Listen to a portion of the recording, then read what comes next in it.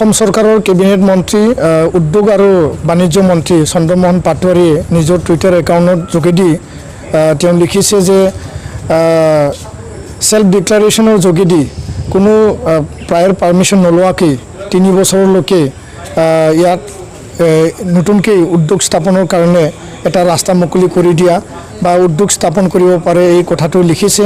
আৰু এটা অৰ্ডিনেন্স বা অধ্যাদেশ আনি পেলাই অসম চৰকাৰে এই ৰাস্তাটো মুকলি কৰি দিয়া বুলি কৈছে। নিখিল বড়ো ছাত্ৰ সন্থা আমি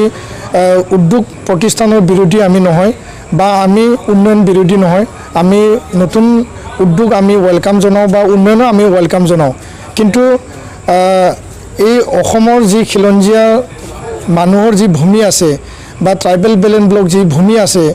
এইটো আজিলৈকে সুৰক্ষিত নহয় আৰু যাৰ কাৰণে হৰিশংকৰ ব্ৰহ্মৰ কমিটি যি লেণ্ড প্ৰটেকশ্যন কমিটি গঠন কৰি দিয়া হৈছিল, ৰাজ্য চৰকাৰৰ ইয়াৰ প্ৰতিবেদন দাখিল কৰা হৈছে বা দিয়া হৈছে। তো ইয়াৰ অধীনত মানে আমাৰ যিখিনি ভূমি এই ভূমিখিনি সুৰক্ষিত কৰাৰ কাৰণে আমি আহ্বান জনাই আহিছোঁ আৰু এই সময়ত অসমৰ বাণিজ্য মন্ত্ৰী বা উদ্যোগ মন্ত্ৰী চন্দ্ৰমোহন পাটোৱাৰীয়ে যি অৰ্ডিনেন্সৰ কথা যি তেওঁলোক উল্লেখ কৰিছে সেই অৰ্ডিনেন্সটো অসমৰ ৰাইজক তেওঁলোকে মুকলিকৈ জনোৱা উচিত বা এইটো ভালকৈ জনাব লাগে। এতিয়ালৈকে আমি এইটো বিতংভাৱে হোৱাইট পেপাৰ আমি দেখা নাই, তো এইটোলৈ আমাৰ সন্দেহ আছে আৰু আমাৰ ভয় আছে। তো কোনো এটা ইণ্ডাষ্ট্ৰিয়েলিষ্ট বা উদ্যোগ স্থাপনৰ কাৰণে যদি খেতি পথাৰ বা ট্ৰাইবেল বেলেন ব্লক বা খিলঞ্জীয়াৰ ভূমি যদি কাঢ়ি লোৱা হয় তেতিয়াহ'লে এই অঞ্চলত এটা বৃহৎ মানে ক্ষতি হ'ব বা এই অঞ্চলত বৃহৎ এটা ক্ৰাইচিছ হ'ব। তো ইয়াৰ কাৰণে আমি নিখিল বড়ো ছাত্ৰ সন্থা সেই অৰ্ডিনেন্সটো আমি কেতিয়াও ছাপোৰ্ট কৰিব নোৱাৰোঁ, আমি এইটো অপ'জ কৰোঁ আৰু ইয়াৰ কাৰণে আমি অপ'জ কৰোঁ কিয়নো এই অৰ্ডিনেন্সত আচলতে কি আছে ভিতৰত সেই কথাটো এতিয়ালৈকে ৰাজ্য চৰকাৰে আমাক ভালকৈ জনোৱা হোৱা নাই। তো এই অৰ্ডিনেন্সৰ যোগেদি যিহেতু উদ্যোগ মন্ত্ৰীয়ে লিখিছে যে 3 বছৰৰ কাৰণে কোনো পাৰমিশ্যন নলোৱাকৈ সেল্ফ ডিক্লাৰেশ্যন দিয়ে কোনো এটা ভূমি বা মাটি তেওঁলোকে ইচ্ছাকৃতভাৱে বা ইচ্ছা কৰিয়ে মানে ল'ব পাৰিব, সেই কথাটোলৈ আমি কেতিয়াও মানি ল'ব নোৱাৰোঁ। তো অসমৰ মুখ্যমন্ত্ৰী ডাঙৰীয়া, অসমৰ যিখিনি কেবিনেট মন্ত্ৰী আছে, আমি আহ্বান জনাব বিচাৰিছোঁ অসম চৰকাৰক যে এই যে অৰ্ডিনেন্স এই অৰ্ডিনেন্সলৈ আপোনালোকে গভীৰভাৱে বিশ্লেষণ কৰক আৰু আমি দাবী জনাইছোঁ যে তেওঁলোকে এইটো মনচুন বা এই যি ছামাৰ ছেশ্যনৰ যি অধিৱেশন আছে এছেম্বলিৰ তাতে এটা বিল আনি আলোচনা বিলোচনা কৰি পজিটিভ নেগেটিভ ৰাইজৰ মতামত বা এছেম্বলিৰ মানে MLA সকলৰ মতামত লৈ পেলাই অসমৰ ৰাইজৰ খিলঞ্জীয়া ৰাইজৰ বা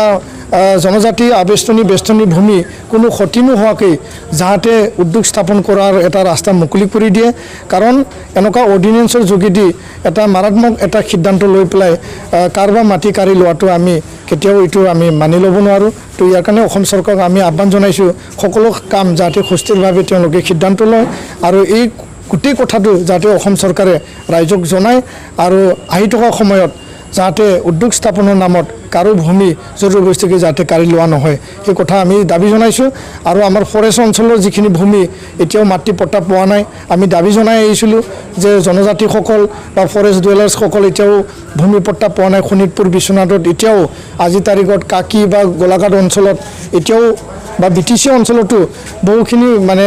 আমাৰ জনজাতি বা ফৰেষ্ট ডুৱেলাৰ্ছ লোক তেওঁলোকে ভূমি পট্টা পোৱা নাই। তো এই কাম শীঘ্ৰে কৰিব লাগিব বুলি আমি অসম চৰকাৰক দাবী জনাই আহিছোঁ, আলোচনাও কৰিছোঁ, তেওঁলোকে প্ৰতিশ্ৰুতিও দিছোঁ, কিন্তু কামখিনি হৈ উঠা নাই। তো ইয়াৰ কাৰণে ভূমিহীন মানুহক ভূমি দিয়া